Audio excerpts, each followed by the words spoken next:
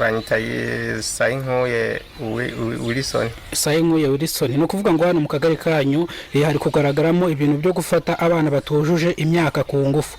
Mwa kano kagari kanyu mbwira ibintu byahabereye.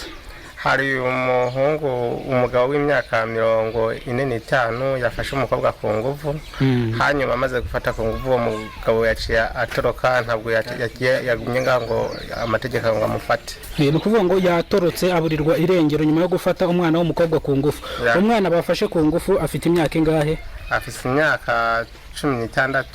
Umwana afite imyaka 16, tuvuze ngo ntabwo yari yujuje imyaka y'ubukure, nibwo kuhita atoroka uyu mugabo wamufashe ku ngufu. Uwo mugabo yamufashe ku ngufu yaciye atoroka, no bariko baramushakisha. None se ariko uyu muturage nta kibazo yari afite cyo mu mutwe cyangwa ubusazi?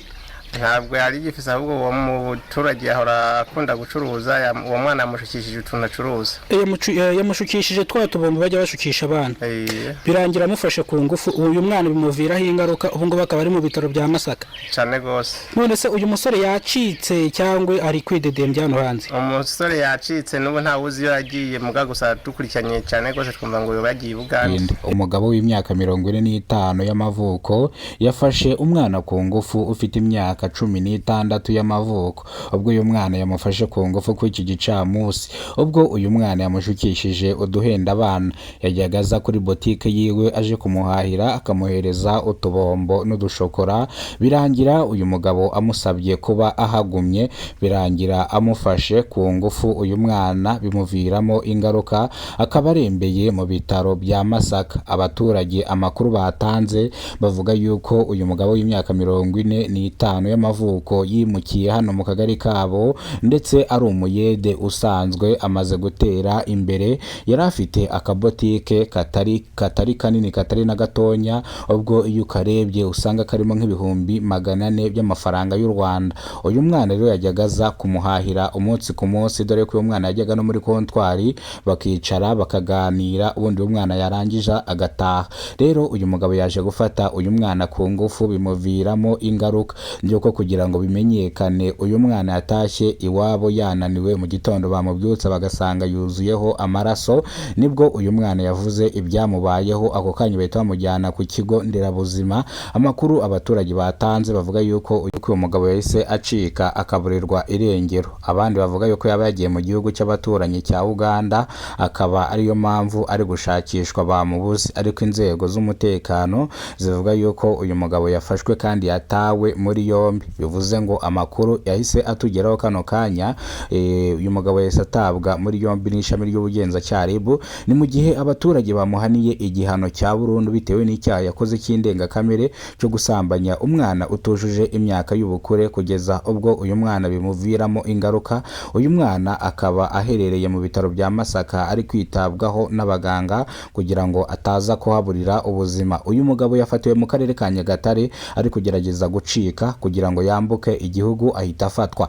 Ku makuru abaturage batanze ko uyu mugabo yaragiye kwambuka igihugu ajya muri Uganda, inzego z'umutekano zahise zimufata atarambuka umupaka.